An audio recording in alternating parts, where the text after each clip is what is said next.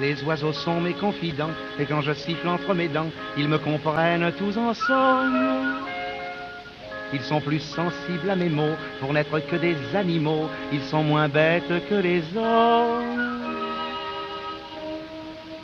Voilà pourquoi autour de moi, faisant la joie des villageois, d'un sobriquet on me prénomme, toujours en me montrant du doigt, avec un petit air narquois. On m'appelle Simplet, l'innocent du village, doux comme un agnelet, je mène la vie d'un sage, chantant gaiement.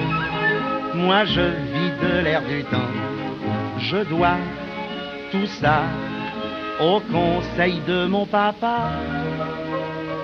Je garde son secret, c'est mon seul héritage. Mon bonheur est complet, on m'appelle Simplet.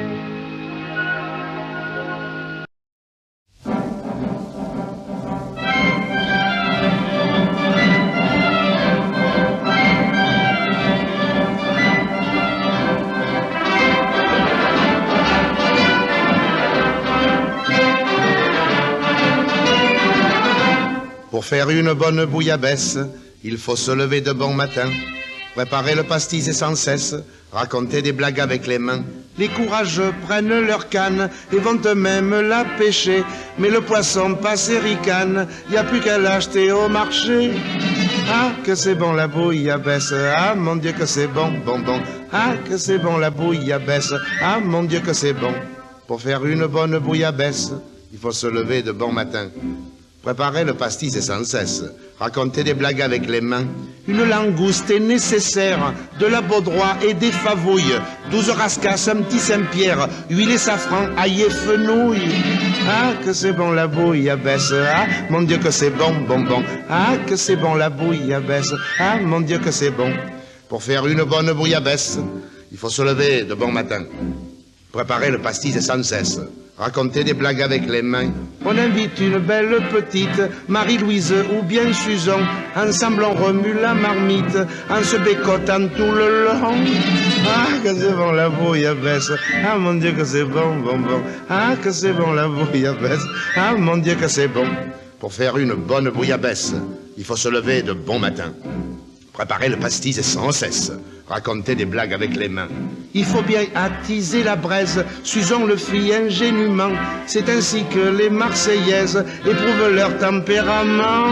Oh, que c'est bon la bouillabaisse, ah mon Dieu que c'est bon, bon, bon. Ah, que c'est bon la bouillabaisse, ah mon Dieu que c'est bon.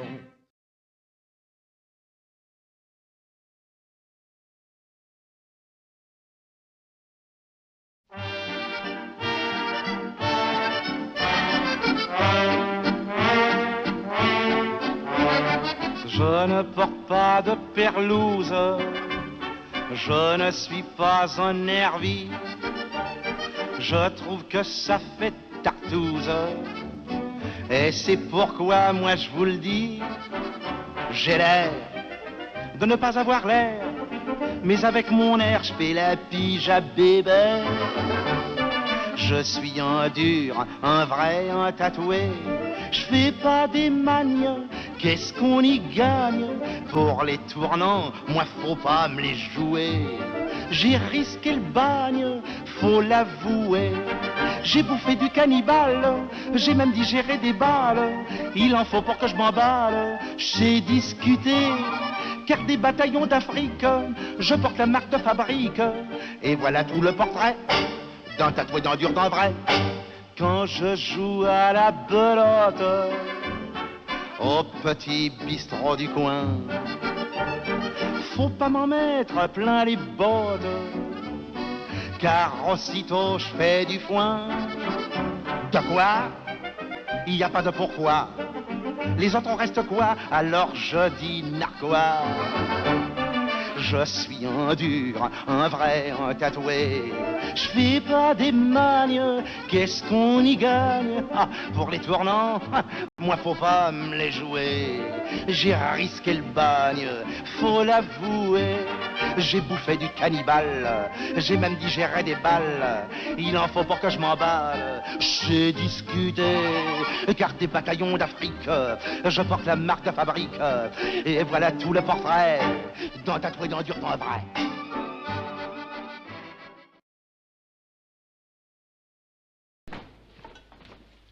Monsieur André, oui. Il y a le monsieur qui demande si ici, avant, c'était pas la vraie bouillabaisse. Ah, bonjour monsieur. Bonjour, monsieur. La vraie bouillabaisse, ça c'est de l'histoire ancienne.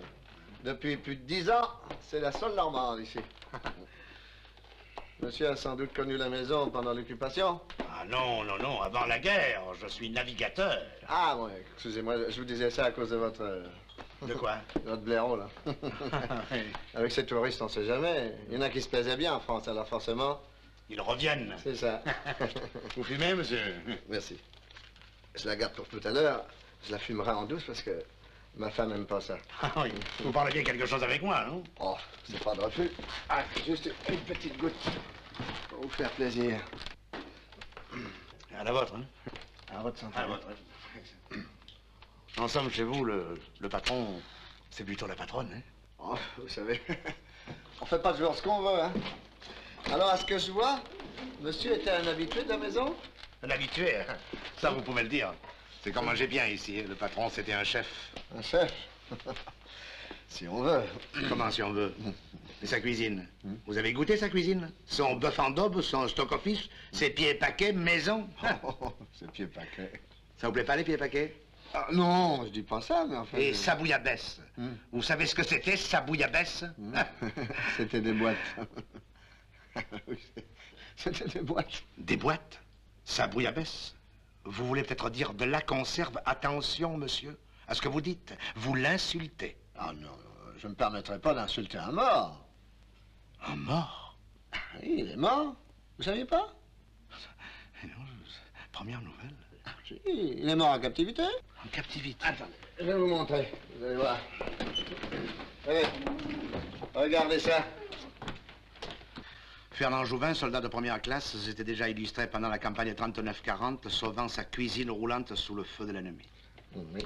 Fait prisonnier avec sa division, a disparu en captivité. C'est beau. Ah oui, c'est beau. C'est très beau. Ah, oui. Sa femme, vous savez pas ce qu'elle est devenue? Sa femme? Ah, ben maintenant sa femme, c'est la mienne. Au début, ça a été très dur. Malheureusement, j'étais là. Je l'ai vite consolé. Hein. Mais en fait, si vous l'avez connue, ça vous ferait plaisir de la revoir? Non, la dérangez pas, je vous en prie, mais non, c'est pas la peine. Monsieur. Non, la dérangez pas, je vous en prie. Christiane! Oui. Patron, j'ai baissé le gaz, mais les frayants, ils sont noirs comme des charbons. Oh, excusez-moi, faut que je fasse tout ici. Ah bon, je peux pas les laisser une minute tout seul. Qu'est-ce qu'il y a encore? Si c'est pas malheureux, on n'a pas une seconde à soi. Oh, je viens.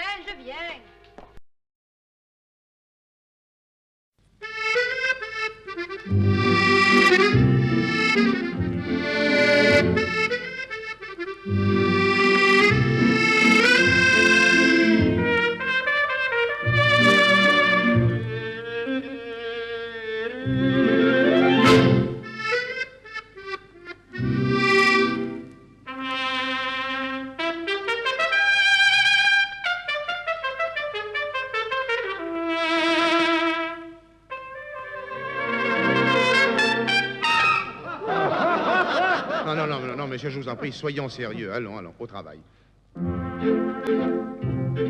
Avez-vous remarqué dans l'existence que les couples ne sont pas assortis? Car bien souvent, si la femme est immense, en général, le monsieur est petit. La femme à barbe épouse l'homme à imberbe, le gros la maigre et la maigre le gras. Le doucereux adore la femme acerbe. Quoi qu'on en dise, moi je ne comprends pas ça. Car pour s'aimer, c'est très curieux. Il n'y a pas de juste milieu.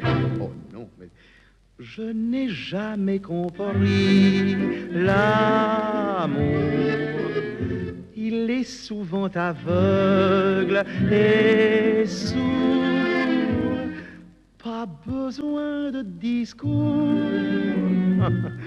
On y revient toujours. Je n'ai jamais compris l'amour. Approuvez-vous tous ces chats de gouttière qui pour l'amour sautent après en miaulant? Si on faisait comme eux des heures entières, on trouverait que c'est trop fatigant. Et pour les chiens, croyez-vous que c'est bizarre, même dans la rue, sous le nez des passants?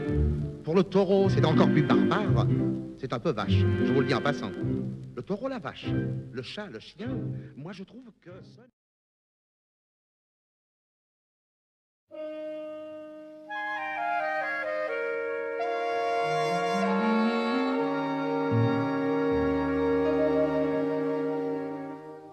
Les gens du Nord, avec des airs d'envie, demandent ce que c'est un cabanon. Le cabanon, c'est toute notre vie.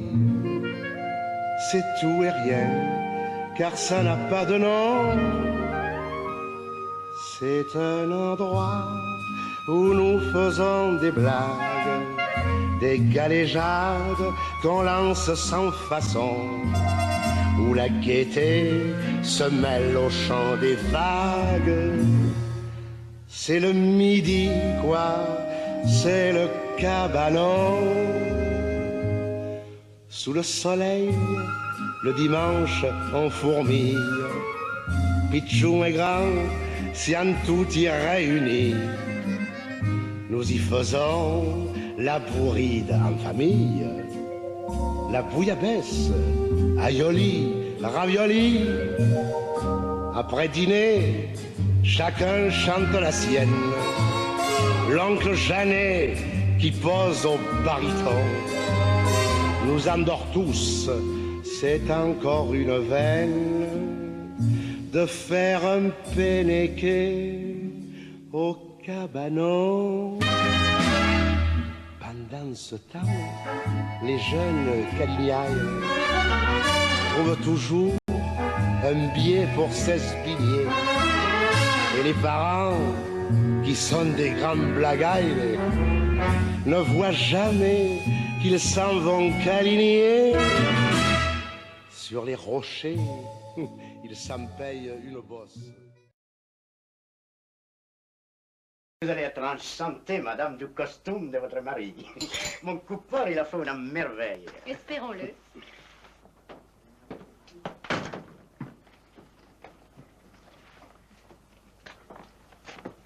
Monsieur Baudunet.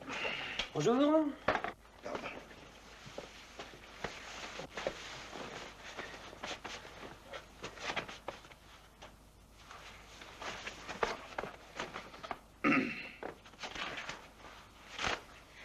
Je vous préviens que j'ai absolument besoin de mon costume pour mardi. Mardi? Oh, absolument impossible. Pour jeudi au plus tôt, et encore. Monsieur Apollini, ce n'est pas sérieux. Nous nous étions mis d'accord sur une date. Fernand, je vous demande de faire un effort. Patron, vous voyez bien dans quel état est le veston. J'insiste, monsieur Fernand. Un tout petit effort. Vous seriez si gentil. Comptez sur moi, madame. Pour vous être agréable, je passerai les nuits s'il le faut. Et j'aurai mon complet mardi. Mardi, madame. Je vous le promets. Merci. Il n'y a pas de quoi. Oh oui, vous m'avez piqué. Non, soyez pas douillé, voyons. Attendez-vous. Le dos vous plaît-il, madame? Le dos? Oui, très bien le dos. N'est-ce pas? Et le devant. Là. Vous ne pensez pas qu'un peu plus d'ampleur aux hanches? Oui, dissimulerait la pointe briochée, Oui. oui, bien sûr. La pointe briochée. Monsieur Fernand veut dire ton embeau point naissant. Oui, oui, pardon. Là. Et puis là, voyez-vous, ça godaille un peu. Ah, ça va, ça se... Et encore là. Mais quel coup d'œil, madame. Votre collaboration m'est précieuse. Ah oui? Dépêchez-vous, Fernand, je suis pressé. D'ailleurs, quand on s'habille aussi bien que vous, on a le droit de faire des critiques. Vous aimez mon petit tailleur? Oh, pardon, poussez-vous, voulez-vous? Il vous va à ravir. Ou plutôt, c'est vous qui le portez si bien qu'on ne lui voit pas les défauts. Les défauts? Quels défauts? Oh, pas grave, bien sûr, et seulement visible à mon œil nu de professionnel. Et que voit votre œil nu? Je reprendrai un peu d'ampleur ici, et j'en lâcherai là. À vous trouver? Oui. Il n'y a peut-être pas tort. Hélène, je suis pressé, voyons. Oh, je t'en prie, Édouard, ne sois pas égoïste, veux-tu? Ah oui, Édouard, pardon, ne soyez pas égoïste. Voulez-vous? Le dessin de vos hanches se devine de lui-même. Hein, Fernand, mais que ce n'est pas votre spécialité. Mais ça aurait pu l'être, comme d'ailleurs pour homme, j'ai peut-être du talent. Pour femme, j'aurais eu du génie. C'est comme ça. Vous avez regardé la rodine de ma jupe? Est-ce que je vais chez ton couturier, moi, quand tu vas essayer? Oh, on m'y reprendra à m'occuper de toi. Vous ne m'avez toujours pas répondu pour l'arrondi. Pour l'arrondi? Oh. C'est un arrondi dont vous pouvez être fier. Ah oui. Hélène, je te prie de venir ici. Je viens, mon ami. Mais qu'est-ce qu'il a? Oui. Ça alors, hein. Mais qu'est-ce qu'il a? Vous n'êtes pas un peu fou, non? Non, j'ai horreur du travail mal fait. Occupez-vous du vôtre et laissez les femmes et les clients tranquilles. Je ne tiens pas à subir les conséquences de votre sexualité débordante. Je me fous de vos observations physiologiques.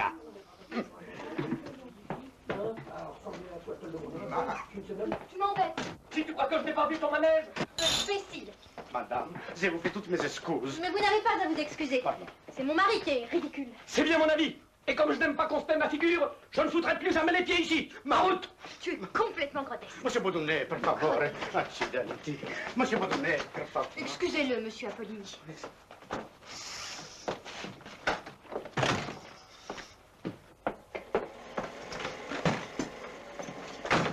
Et alors? Alors quoi? Monsieur le tailleur pour dames, vous êtes satisfait? Monsieur Baudonnet ne reviendra plus. Un client de 15 ans. Ah, je croyais plus âgé. Perte sèche, 200 billets par an. Et que ce n'est pas la première fois que les clients se plaignent de vos travaux d'approche auprès de leurs épouses. Ils n'ont qu'à pas les amener. Non! Vous croyez donc irrésistible? Non, mais un coupeur, ça peut toujours essayer. C'est son métier. Je vous préviens qu'à la prochaine histoire de ce genre, vous pourrez aller exercer vos talents autre part. Vous n'êtes pas le seul coupeur. Vous n'êtes pas le seul patron. Je suis sans doute le seul à tolérer vos impertinences. Il y a 5 ans que je tolère vos postillons. Basta, tenez, voilà vos épingles. Voilà votre centimètre, voilà vos ciseaux, voilà votre craie. Et moi, de ce pas, je me fais reprendre ailleurs. Et allez au diable. J'y vais à Poligny Taylor. Ça doit être le paradis à côté d'ici. Au revoir, vieux.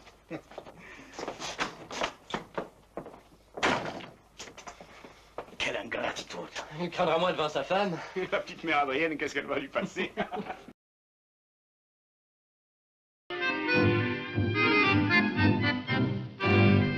Ne me dis plus tu, je sais tout, sais-tu, j'ai tout vu et j'ai tout entendu.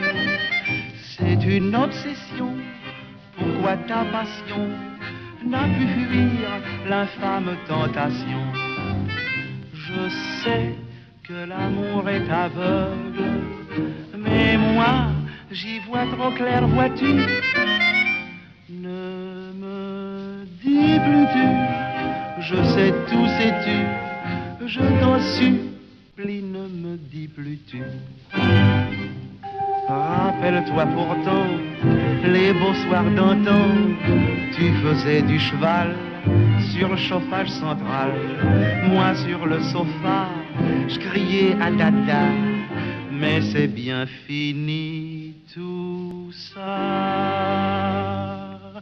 Ne me dis plus tu, je sais tout, sais-tu, j'ai tout vu, j'ai tout entendu. C'est une obsession, pourquoi ta passion n'a pu fuir l'infâme tentation? Je sais que l'amour est aveugle, mais moi, j'y vois trop clair, vois-tu? Ne me dis plus tu, je sais tout, sais-tu, je t'en supplie, ne me dis plus tu.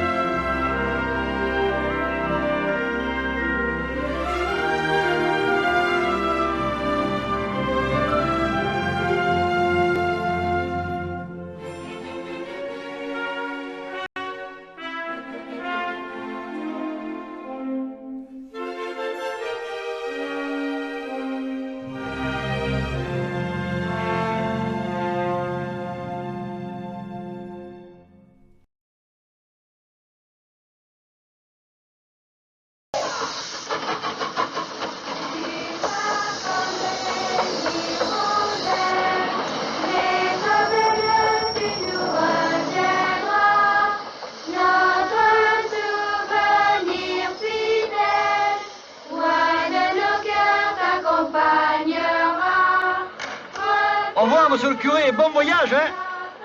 Je vous en prie, monsieur le curé, acceptez ce petit hommage. Et tous nos vœux, tous nos vœux. Au revoir, monsieur le curé. Tous nos vœux. Et bon voyage.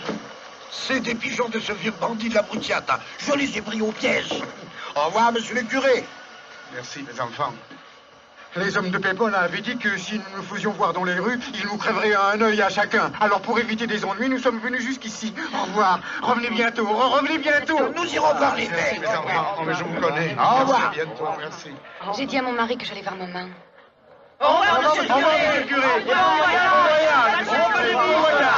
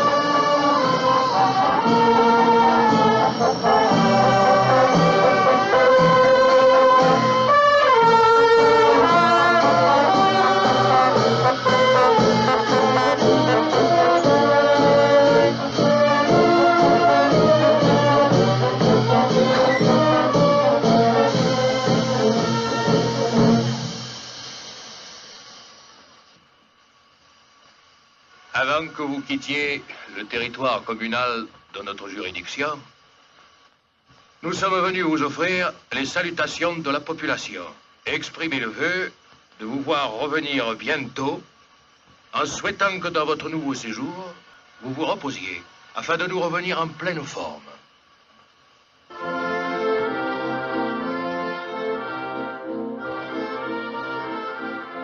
Comprenez, je ne pouvais pas perdre la face devant ces sales réactionnaires qui sont les piliers de votre église. Mais nous ne sommes pas des sauvages. Vous êtes conduits comme des bandits. Et vous, m'en aviez encore assommé 12. Je regrette de t'avoir laissé entier. Nous réglerons tout à votre retour. Ce petit Don Pietro, je m'en charge. Et il ne fera pas long feu. Ah, tenez.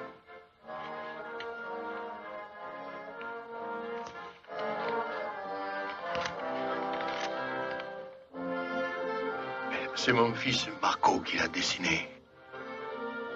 Il a tous les talents, ce petit. Dommage qu'il ait un père pareil. Enfin, que Dieu le lui garde. Qu'il vous garde aussi. Et qu'il vous rende aimable. Si toutefois c'est possible. Il faudrait un miracle.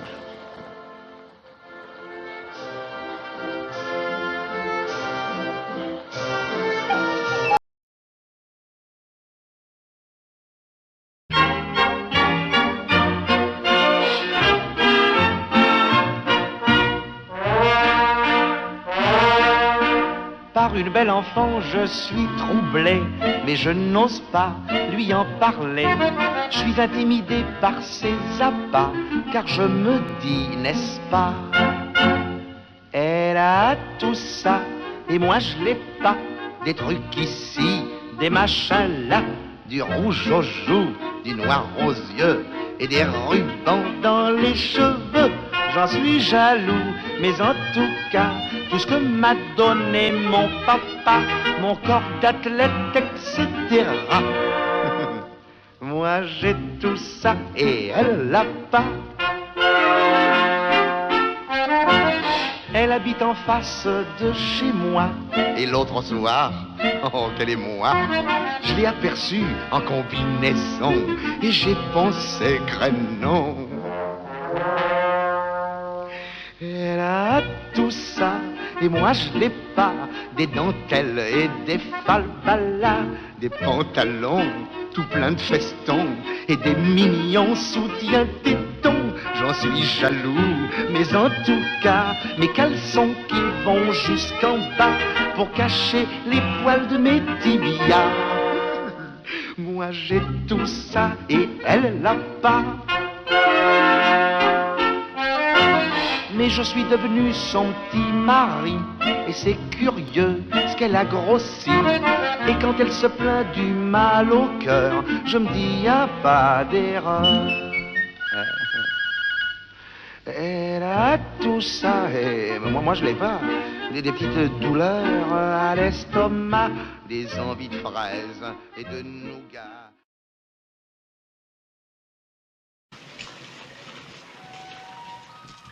Cette fois, j'étais sur la bonne voie. Là-bas, tout au bout, se dressait ce qui était pour moi le plus beau monument du monde, la gare de Stuttgart. Encore quelques kilomètres, les derniers, et je serais sauvé. Presque. Voilà, Marguerite.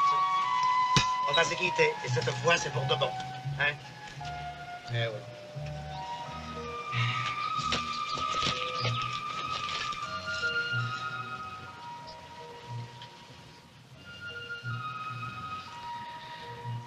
J'aurais jamais cru qu'on puisse s'attacher à une vache. Une vache. Écoute, Marguerite, je vais te jurer quelque chose. Tu peux me croire, je te jure que jamais plus je mangerai du veau. Après ce que tu as fait pour moi, c'est la moindre des choses.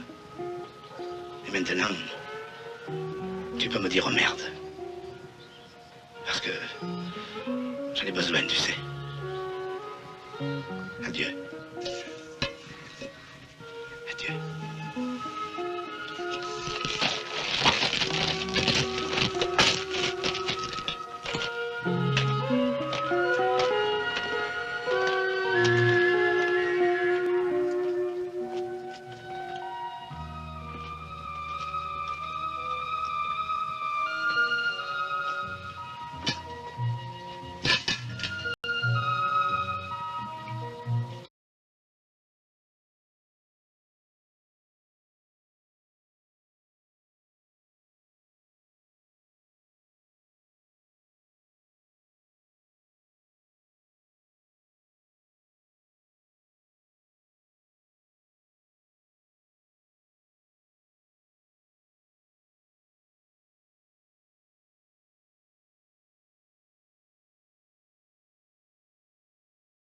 Fernandel, parlons du Spunz maintenant.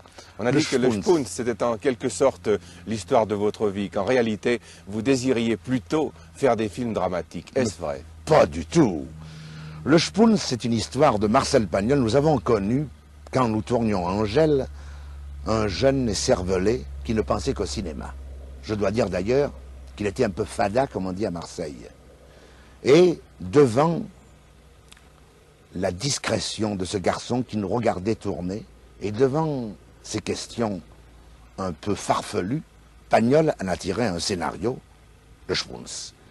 Et pour donner une fin, il a voulu que ce personnage que j'incarnais soit un homme qui aurait voulu faire une carrière dramatique. Mais ça, ce n'est pas mon genre.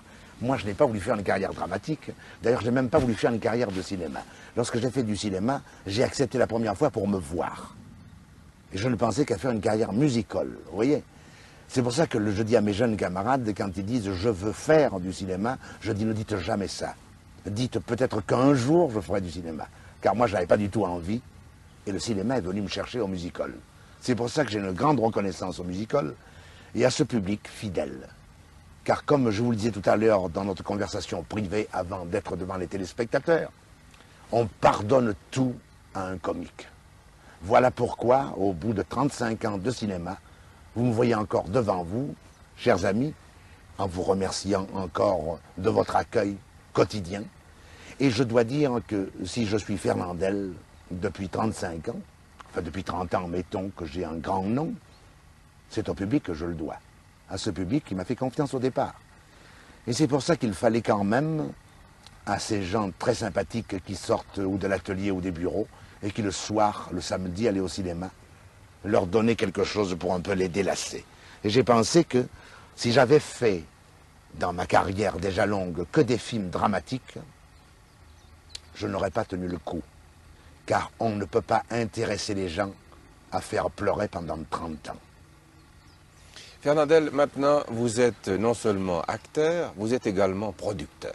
Oui. Producteur, vous avez fondé avec Jean Gabin Lagaffaire. Avec Jean Gabin, vous êtes un des monstres sacrés du cinéma français. Si on y joue encore Pierre Freinet, je crois qu'on a fait le tour des monstres sacrés actuels du cinéma. Bardot, hein. Brigitte Bardot, dans le domaine féminin, bien entendu. Il y a Belmondo maintenant aussi. Bien. Comment, c'est ça? Vous êtes producteur. On a dit, Fernandel a fait Lagaffaire. C'était ou pour gagner de l'argent, ou pour tourner les films qui lui faisaient plaisir, ou pour choisir ses metteurs en scène. Qu'en est-il de ces questions? Je vais vous répondre aux 3 questions. Pour les metteurs en scène, je les ai toujours choisis. Il y a une question de disponibilité. Pour les films, on ne m'a jamais imposé un film.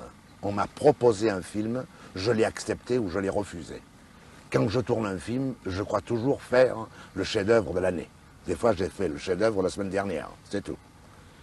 Quand tu as gagné beaucoup plus d'argent, si je me suis associé avec Jean Gabin parce que nous sommes de vieux amis, ce n'est pas uniquement pour gagner de l'argent, et je vais vous en donner les raisons. Parce que nous avons pensé que tous les deux, en faisant des films qui nous a réunis ensemble pour la première fois depuis que nous sommes vedettes dans L'Âge ingrat, nous allions faire plaisir à ce public qui a conservé cette amitié pour nous deux. Car je dois vous dire que Jean et moi, nous sommes les 2 seules vedettes qui avons tenu depuis tant d'années. Cette association a été un genre de remerciement pour le public. Or, pour faire un film tous les deux, on ne pouvait pas nous payer un producteur. Vous voyez où j'en viens? Ce n'est donc pas pour gagner de l'argent, car L'Âge ingrat, qui a été notre premier film, est sorti sur les écrans français en décembre 1964. Il a fait jusqu'à présent 1 milliard de recettes guichets en France. Et nous n'avons pas encore touché un sou avec Jean Gabin de nos appointements. C'est la première fois que nous faisons un film gratuit. Fernandel, vous allez tourner des films. Nous vous en souhaitons encore plusieurs. Mais de toute façon, un jour, il faudra vous arrêter. Oui, quand voulez-vous vous arrêter? Quand le public ne viendra plus. Ce n'est pas une question de force physique. Pour vous, c'est uniquement une question de succès auprès du public. C'est-à-dire que vous comprenez, je me demande comment il faut faire. C'est un métier où on ne voit pas passer les années, n'est-ce pas? Et je vieillis avec le public. Et ce public ne se rend pas compte que je n'ai plus 25 ans. Et en plus, remarquez. Un peu plus du double. Hein. Mais seulement ce public, quand on me rencontre, le public qui a l'habitude de me voir au cinéma, les gens me disent, mais vous ne changez pas. Parce que je change avec eux. Je change comme la famille. Tous les 3 mois, on me voit à l'écran. On me voit à la télé, on me voit quelque part. Alors je change avec eux.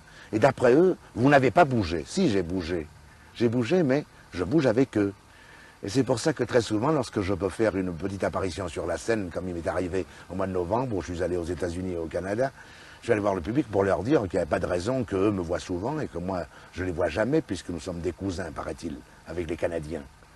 D'ailleurs, ça, je dois dire que mon petit speech du début avait fait un très gros succès, et j'ai retrouvé ce public et cet accueil où j'ai joué à bureau fermé pendant 10 jours à Montréal. Alors, j'ai pensé que lorsqu'on me pose la question, quand vous retirez-vous, il faut poser la question au public.